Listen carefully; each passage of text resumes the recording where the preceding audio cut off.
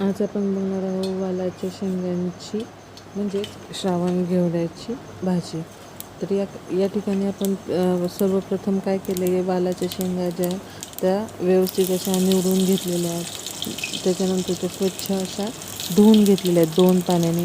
त्याच्यानंतर आपल्याला भाजी करण्यासाठी कढईमध्ये प्रथम तेल घ्यायचं, त्याच्यामध्ये जिरे, मोहरी, लसूण, हिंग याची फोडणी घालायची, थोडीशी हळद घालायची. हळद घातल्यानंतर त्याच्यामध्ये आपल्याला या वालाच्या शेंगा ज्या धुतलेल्या आहेत त्या त्याच्यामध्ये ॲड करून व्यवस्थित असे परतून घ्यायच्या आहेत.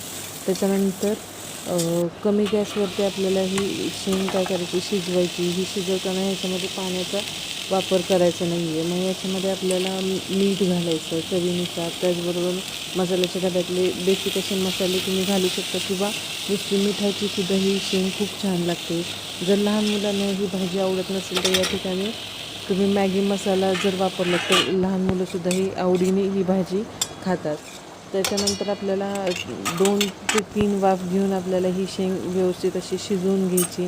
त्याच्यानंतर याच्यामध्ये दाण्याचा थोडासा मोठा कूट वापरायचा, तर भाजी अजून चवदार लागते.